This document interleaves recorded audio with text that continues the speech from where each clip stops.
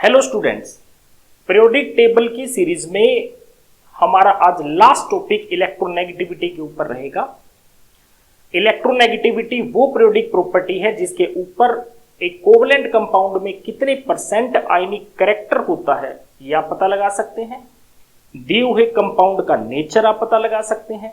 Overall यूं कह सकते हैं कि ये वो पीरियोडिक प्रॉपर्टी है जिसकी एप्लीकेशन हमें आगे जरूरत पड़ने वाली है, नेक्स्ट चैप्टर में जरूरत पड़ने वाली है। तो आज हम स्टार्ट करते हैं पीरियोडिक प्रॉपर्टीज में अगली पीरियोडिक प्रॉपर्टी इलेक्ट्रोनेगेटिविटी। देखिए, इलेक्ट्रोनेगेटिविटी समझने के लिए आप एक एग्जांपल लीजिए। एक एग्जांपल है आपके पास Cl2, एक एग्जांपल है आपके पास HCl। अब Cl2 की बात करते हैं। Cl2 में दो Cl एटम हैं, दोनों Cl एटम का एटॉमिक नंबर 17 है और उनके लास्ट शेल में 7 इलेक्ट्रॉन प्रेजेंट है। इस Cl को भी अपना एक इलेक्ट्रॉन चाहिए और इस Cl को भी एक इलेक्ट्रॉन चाहिए ताकि उनका ऑक्टेट पूरा हो जाए। इसके लिए इन दोनों ने क्या किया, एक एक इलेक्ट्रॉन शेयर कर लिया। आप ध्यान से देखिए, ये 7 इलेक्ट्रॉन किसके हुए, ये पहले वाले Cl के हुए और ये दूसरा Cl है देखिए, और ये 7 इलेक्ट्रॉन हुए सेकंड Cl एटम के। देखिए अब क्या किया, इन्होंने अपना एक इलेक्ट्रॉन शेयर कर लिया। यहां से देखिए, और शेयर करने के बाद इन्होंने कोवलेंट बॉन्ड बनाया। अब यहां देखिए, शेयरिंग में कितने इलेक्ट्रॉन हैं, 2 इलेक्ट्रॉन हैं। इस शेयर्ड पार्ट में कितने इलेक्ट्रॉन हैं, 2 इलेक्ट्रॉन हैं। मैं यूं कह सकता हूं कि 2 Cl है और उनके बीच में एक बॉन्ड है और उस बॉन्ड में एक इलेक्ट्रॉन तो इस Cl का है और दूसरा इलेक्ट्रॉन इस Cl का है। ये देखिए, अब क्या है, दोनों की ट्रेंड, अब ये दोनों इलेक्ट्रॉन को ये भी खींचना चाहता है अपने पास 8 पूरे करने के लिए और ये भी खींचना चाहता है अपने पास। अब इन दोनों की स्टेज क्या है, क्योंकि दोनों एक जैसे हैं इसलिए इन दोनों इलेक्ट्रॉन को इस साइड खींचने की टेंडेंसी इस Cl की और इस साइड खींचने की टेंडेंसी इस Cl की बराबर है। अब इसीलिए ये दोनों इलेक्ट्रॉन क्लाउड्स जो हैं ना इधर डिस्प्लेस हुए ना इधर डिस्प्लेस हुए। आप यहां एक सेकेंड एग्जांपल देखिए HCl का। हाइड्रोजन का एटॉमिक नंबर 1 है और Cl का एटॉमिक नंबर 17। इसके वैलेंस शेल में एक इलेक्ट्रॉन है और इसके वैलेंस शेल में 7 इलेक्ट्रॉन है और उसे एक इलेक्ट्रॉन की जरूरत है। एक इलेक्ट्रॉन इसे भी मिल जाए तो इसका भी ऑक्टेट पूरा हो जाए और Cl को मिल जाए तो Cl का भी। आप यूं समझ सकते हैं, एक हाइड्रोजन है, उसके पास यूं मानिए एक इलेक्ट्रॉन है और दूसरी तरफ क्या है, Cl है और उसके पास कितने हैं, वैलेंस शेल में 7 इलेक्ट्रॉन है। इन्होंने अपना एक एक इलेक्ट्रॉन दोनों ने शेयर किया। देखिए,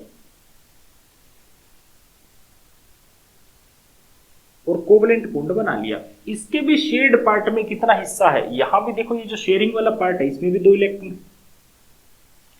यहां केस कुछ ऐसा है कि एक हाइड्रोजन है और Cl है, दोनों के बीच में एक बॉन्ड है जिसमें से एक इलेक्ट्रॉन किसके पास है, एक इलेक्ट्रॉन किसका है, हाइड्रोजन का, और दूसरा इलेक्ट्रॉन किसका है, Cl का।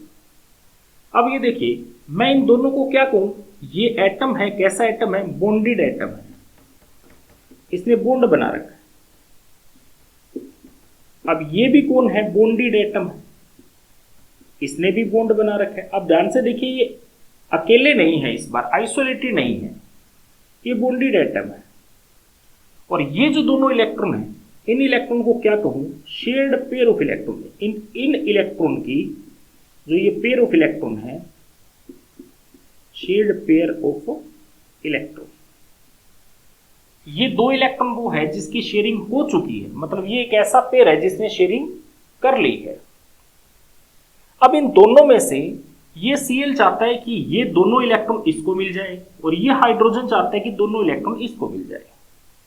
अब ये दोनों इलेक्ट्रॉन को अपने अपने पास अट्रैक्ट करने की कोशिश करते हैं, लेकिन इन दोनों में से इलेक्ट्रॉन को ज्यादा अट्रैक्ट करने की पावर किसमें है,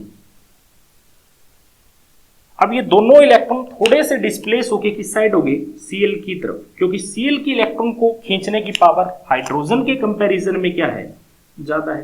तो अब ये देखिए ये दोनों इलेक्ट्रॉन क्लाउड एक्चुअल में डिस्प्लेस हो गए, देखो इलेक्ट्रॉन की डिस्प्लेसमेंट हुई है कंप्लीटली, ना तो इस Cl ने ये इलेक्ट्रॉन लिए ना तो इसने छोड़ दिए, ये नहीं कह सकते कि इसने अपना एक इलेक्ट्रॉन उसको दे दिया, ऐसा नहीं हुआ।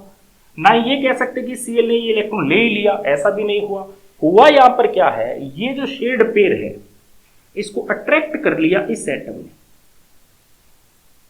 इसी अट्रैक्ट करने की पावर को, ये जो टेंडेंसी है कि ये इलेक्ट्रॉन खींचे या ये खींचे, इसी को इलेक्ट्रोनेगेटिविटी कहा जाता है। अब इलेक्ट्रोनेगेटिविटी को अगर आपको समझना हो तो इस डायग्राम से जो मैंने एग्जांपल आपको बताया यहां से आप समझ सकते हो, और इस डेफिनेशन के बाद बिल्कुल क्लियर हो जाएगा कि इलेक्ट्रोनेगेटिविटी क्या है। ये एक टेंडेंसी है टू अट्रैक्ट, इलेक्ट्रॉन लेना नहीं है, इलेक्ट्रॉन सिर्फ अट्रैक्ट करना है। और कौन सा इलेक्ट्रॉन, ऐसा इलेक्ट्रॉन जो शेड हो चुका है, शेड पेयर ऑफ इलेक्ट्रॉन, दो इलेक्ट्रॉन को अट्रैक्ट करना, शेड पेयर ऑफ इलेक्ट्रॉन।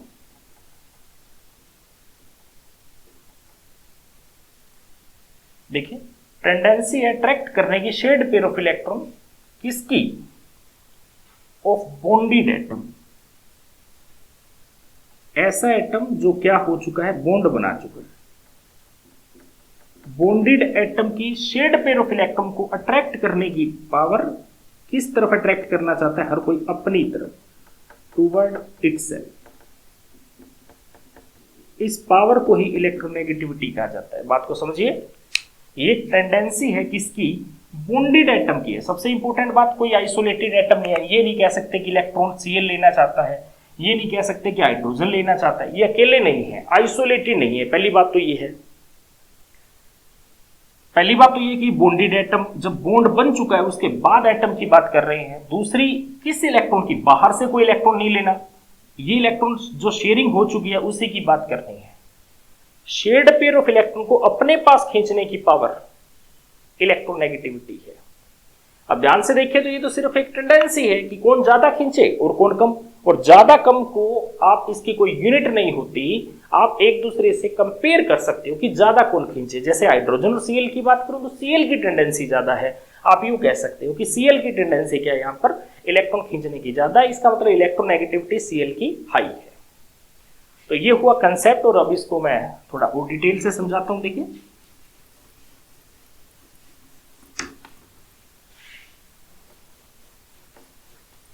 सबसे पहले इलेक्ट्रोनेगेटिविटी चीज क्या है, तो electronegativity is the tendency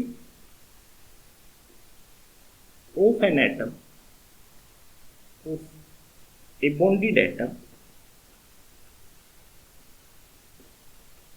to attract, किस चीज की टेंडेंसी है,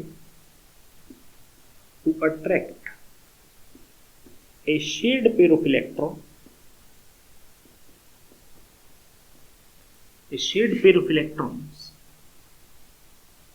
toward itself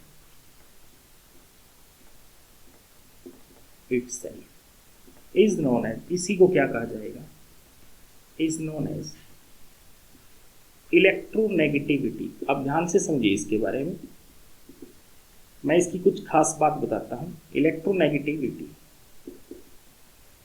ये तो हुई डेफिनेशन। अब आप देखिए एक्चुअल में क्या है, दिस इज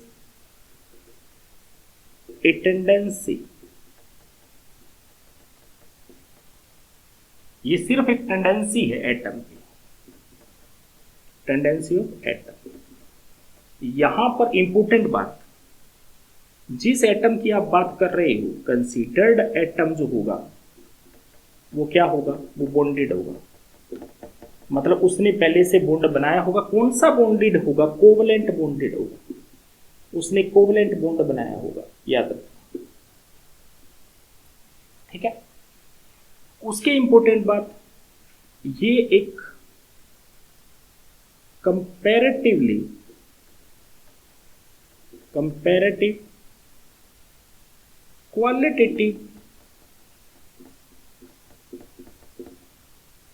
क्वालिटेटिव टर्म है।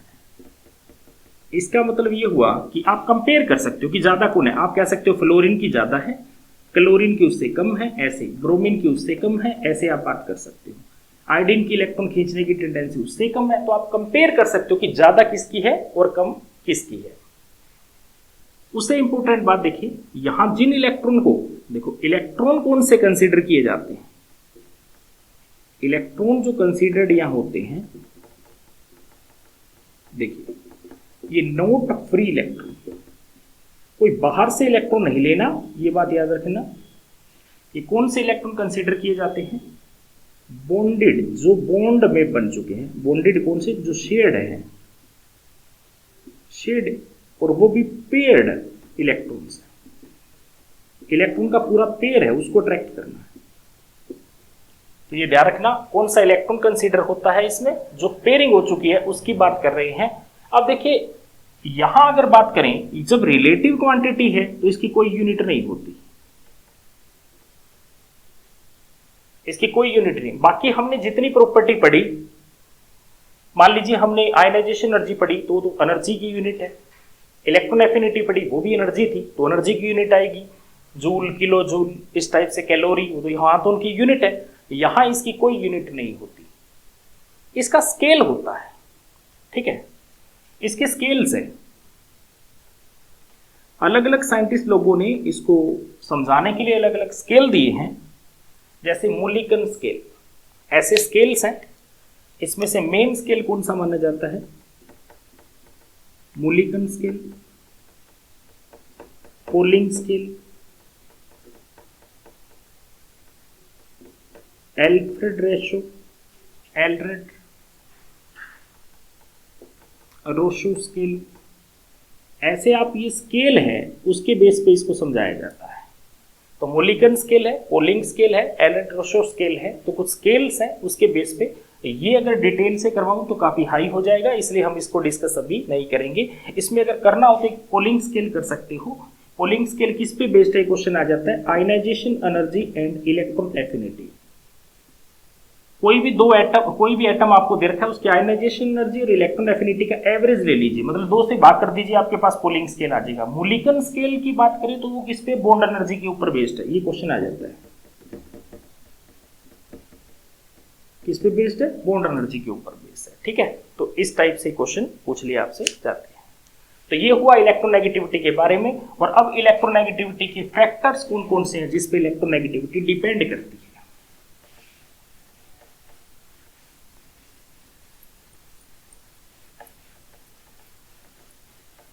Factors affecting electronegativity. अब हम किसके बारे में डिस्कस करेंगे, फैक्टर्स की।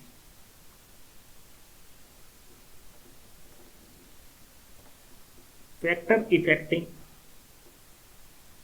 इलेक्ट्रोनेगेटिविटी। इलेक्ट्रोनेगेटिविटी को अफेक्ट करने वाले फैक्टर कौन कौन से हैं, इसमें बात करें तो सबसे पहला एटम का साइज, एटॉमिक साइज। जैसे मैंने आपको इलेक्ट्रॉन गेन एंथैल्पी में, इलेक्ट्रॉन एफिनिटी में समझाया था कि इलेक्ट्रॉन को अट्रैक्ट करने का काम तो न्यूक्लियस का ही है।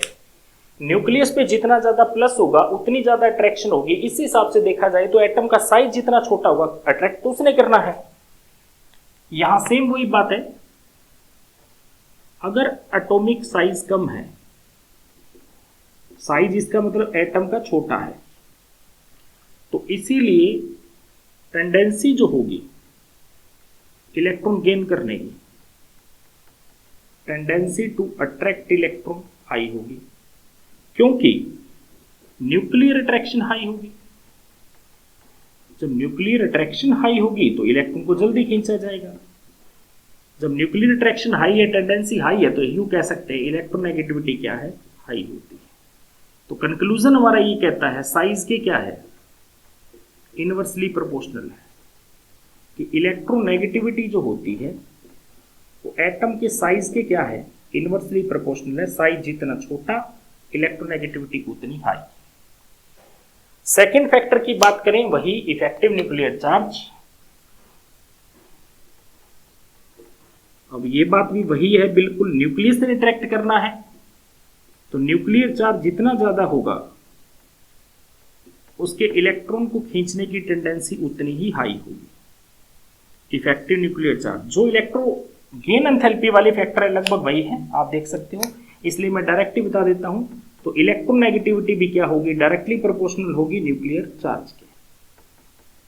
जितना ज्यादा न्यूक्लियस पे पॉजिटिव चार्ज होगा और इलेक्ट्रॉन पर जितनी ज्यादा अट्रैक्शन फील होगी उतनी ही इलेक्ट्रोनेगेटिविटी हाई होगी। ये हुआ सेकंड। और तीसरा वही इलेक्ट्रॉनिक कॉन्फ़िगरेशन। ये तीनों फैक्टर पुराने हैं। देखो स्टेबल है तो कोई इलेक्ट्रॉन नहीं खींचेगा। ये तीनों फैक्टर हमने इलेक्ट्रॉन गेन एंथैल्पी में भी पढ़े थे। ये वही है, स्टेबिलिटी के क्या है, इनवर्सली है। ये भी वही पॉइंट है, बिल्कुल आप पीछे वाले लेक्चर में आराम से देख सकते हैं इसको। इलेक्ट्रोनेगेटिविटी क्या है, इनवर्सली प्रोपोर्शनल है। अगर कोई स्टेबल ही है तो इलेक्ट्रॉन को क्यों खींचेगा। तो कॉन्फ़िगरेशन जितनी ज्यादा स्टेबल होगी इलेक्ट्रोनेगेटिविटी उतनी कम होगी। तो ये तीन फैक्टर तो वही पुराने वाले हैं। अब हम बात कर रहे हैं, देखो अगले फैक्टर की बात, क्योंकि यहां बॉन्डेड एटम है, अकेला नहीं है, इसलिए हम बात करते हैं oxidation state. Oxidation state of ion. मान लीजिए आपको कोई आयन दे दिया, फॉर एग्जांपल एक Fe2+ दे दिया, एक Fe3+ दे दिया। अब पूछा कि बताइए इलेक्ट्रोनेगेटिविटी हाई किसकी है। अब जाहिर सी बात है, देखो मोर चार्ज, जितना चार्ज ज्यादा होगा more positive charge, electron density उतनी कम हो जाएगी। देखिए साइज छोटा, इलेक्ट्रॉन डेंसिटी उतनी क्या हो जाएगी, कम। इलेक्ट्रॉन डेंसिटी है तो इलेक्ट्रॉनिक रिपल्शन कम हो जाएगी, इलेक्ट्रॉनिक रिपल्शन लो होगी। रिपल्शन क्या हो जाए, देखो ध्यान से, सिंपल सी बात है। देखो जितना ज्यादा प्लस चार्ज है, मतलब इलेक्ट्रॉन छोड़ रखा है तभी तो प्लस चार्ज है, और जितने ज्यादा इलेक्ट्रॉन छोड़ रखे हैं इलेक्ट्रॉन डेंसिटी उतनी कम होगी, उसकी कम होगी तो इलेक्ट्रॉन को रिपेल नहीं कर रहा, वो रिपेल नहीं कर रहा तो अट्रैक्ट करेगा। एंड पॉजिटिव हाई है तो अट्रैक्शन क्या है न्यूक्लियस पे, अट्रैक्शन ऑन इलेक्ट्रॉन, सॉरी वो क्या है, हाई है।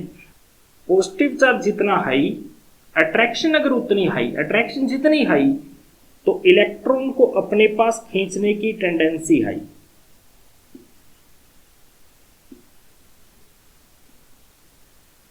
और इलेक्ट्रॉन खींचने की टेंडेंसी आई तो साफ साफ मतलब इलेक्ट्रोनेगेटिविटी है।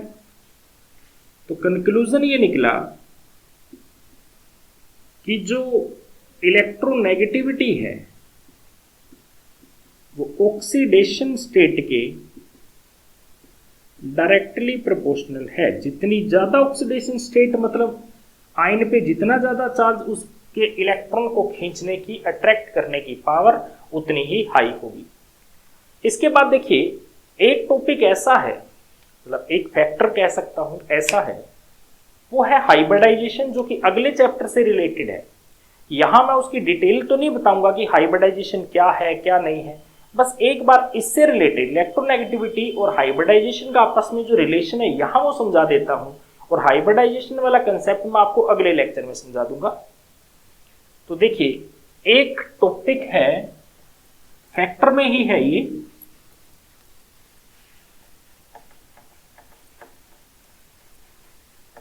देखिए फैक्टर में ही है, percentage of S character, percentage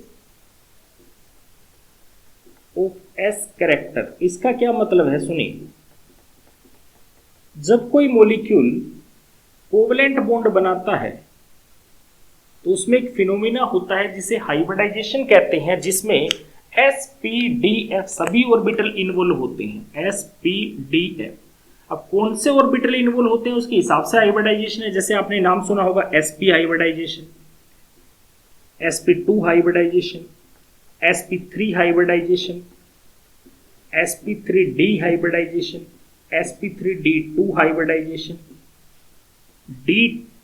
sp2 hybridization या d2sp3 हाइब्रिडाइजेशन। ये कॉमन हाइब्रिडाइजेशन है जो हमने सुना होगा।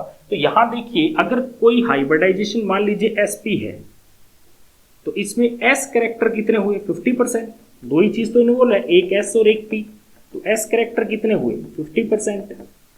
और ऐसे ही मैं पूछूं p कैरेक्टर कितने हुए, 50%। ये देखिए ऐसे मान लीजिए हाइब्रिडाइजेशन आपके पास sp2 है तो आप कहोगे s कैरेक्टर कितने हैं, 3 में से 1, इसका मतलब 33.3%।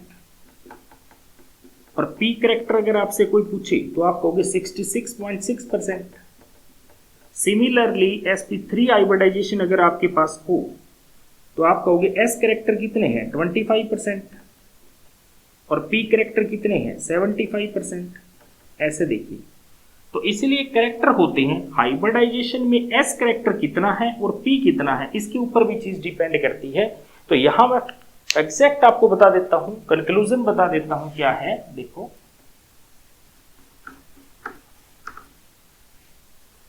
ये देखिए, कंक्लूजन ये कहता है जितने ज्यादा एस करेक्टर होंगे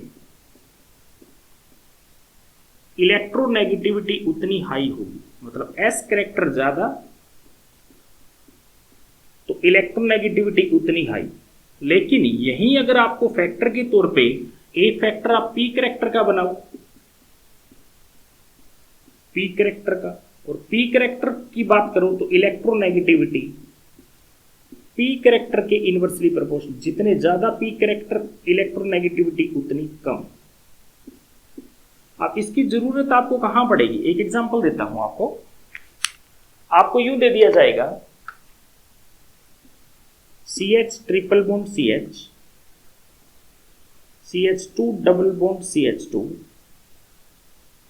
CH3 सिंगल बॉन्ड CH3। ऐसे पूछा जाएगा कार्बन की इलेक्ट्रोनेगेटिविटी किसमें ज्यादा है किसमें कम है। ध्यान से देखिए, अब यहां मैं आपको यह समझाऊंगा, अगर कार्बन कार्बन के बीच में ट्रिपल बॉन्ड है तो आप समझ जाना sp हाइब्रिडाइजेशन है।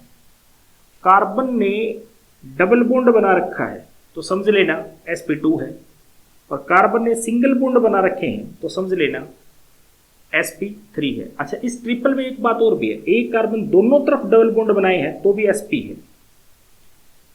तो यहां देखिए, इस कार्बन ने क्या किया, इसको ओपन करके देख लीजिए, कार्बन की 4 वैलेंसी है, एक इधर बॉन्ड बन गया, 3 इस साइड। तो कार्बन ने 3 बॉन्ड बना दिए तो हाइब्रिडाइजेशन क्या होगी sp। इसकी बात करें तो कार्बन ने देखो 2 सिंगल 1 डबल, ये देखिए। अगर इसकी बात करें तो कार्बन ने डबल बॉन्ड बना रखा है तो हाइब्रिडाइजेशन क्या होगी sp2।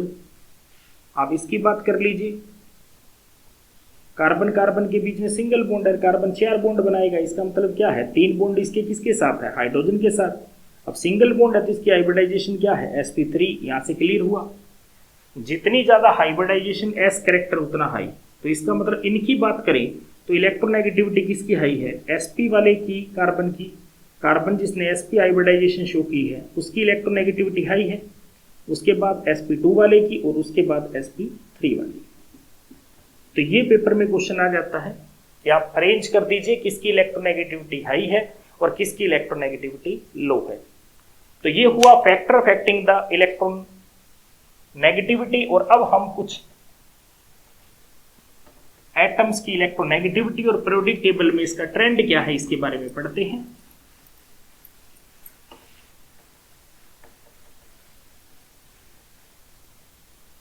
नेक्स्ट हमारे पास टॉपिक है variation of electronegativity in periodic table. Periodic table में क्या वेरिएशन रहेगी।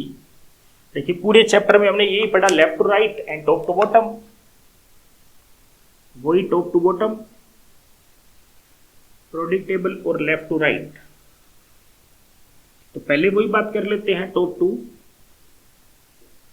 बॉटम। मैंने आपको बार बार कहा टॉप टू बॉटम में आप किसको ले लीजिए, पहले hydrogen, lithium, sodium, potassium, rubidium, caesium और फ्रेंशियम। फ्रेंशियम रेडियो एक्टिव होता है, याद रखना।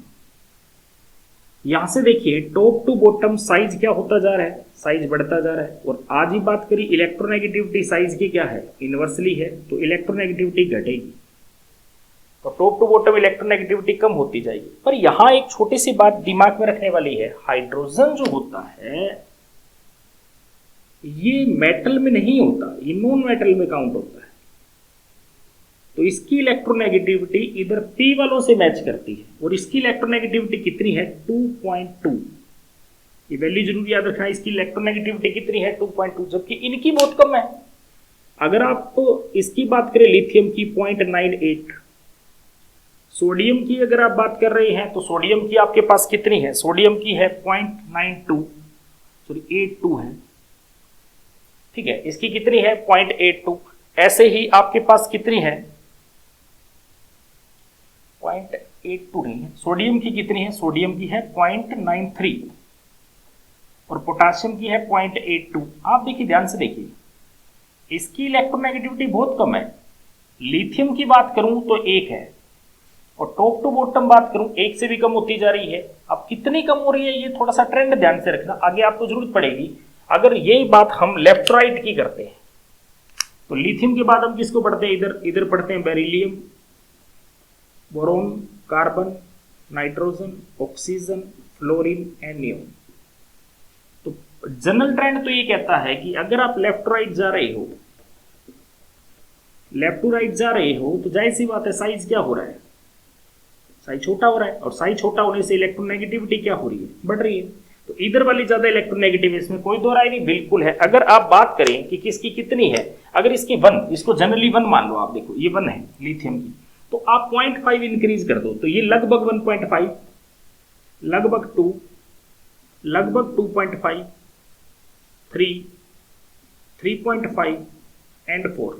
देखिए ये ऑलमोस्ट बताइए मैंने, ऐसा नहीं है ये एग्जैक्ट है। अगर आप इसकी बात करें ये आपको मिल जाएगी 1.57, ये है 2.04, 2.55, 3.04, 3.52 एंड 3.98 एक्चुअली ये है।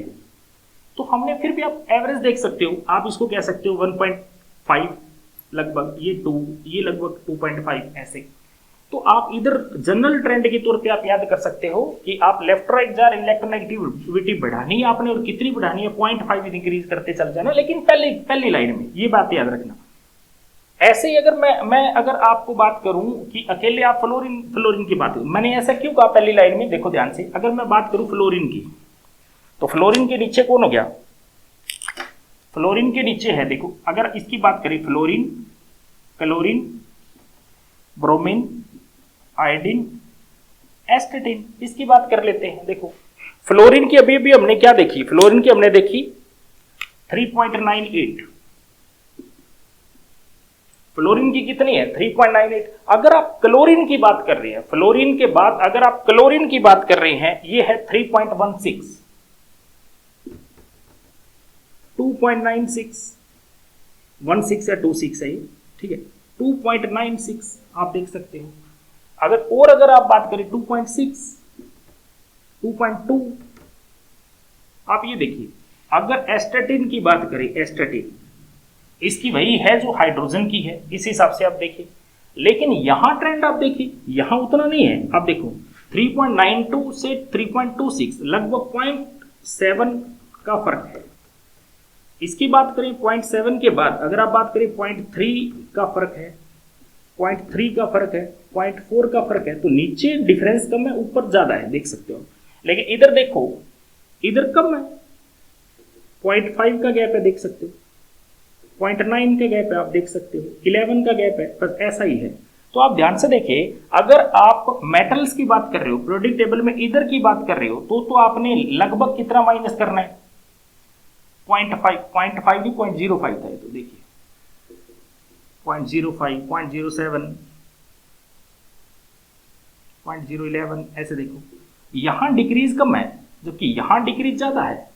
तो आप ये समझना, अगर इधर वालों की वैल्यू ज्यादा है तो टॉप टू बॉटम घटेगी भी ज्यादा, इधर वालों की अगर कम है तो टॉप टू बॉटम घटेगी भी कम। बस इसको थोड़ा सा दिमाग में रखिए। अच्छा, इस पे क्वेश्चन आपसे क्या पूछ लिया जाता है, मोस्ट इलेक्ट्रोनेगेटिव, पूरे पीरियोडिक टेबल में मोस्ट इलेक्ट्रोनेगेटिव कौन है, तो आप आंसर दोगे फ्लोरीन है। आपसे पूछे लीस्ट कौन है, लीस्ट इलेक्ट्रोनेगेटिव कौन है, लीस्ट इलेक्ट्रोनेगेटिव सीजियम है। अब असूलन तो फ्रेंसियम होना चाहिए था, लेकिन मैंने आपको पहले ही कह दिया ये क्या है, रेडियो एक्टिव है, इसलिए हम इसको कंसीडर नहीं करते, स्टडी नहीं करते। तो आपको लीस्ट इलेक्ट्रोनेगेटिव पूछेगा, अच्छा मोस्ट इलेक्ट्रोपॉजिटिव पूछेगा, मोस्ट इलेक्ट्रोपॉजिटिव। अब जो नेगेटिव नहीं है वो पॉजिटिव है, मतलब इलेक्ट्रॉन छोड़ सकता है, तो उसका आंसर आपका आ जाएगा सीजियम। तो यहां से आपसे क्वेश्चन पूछा जाता है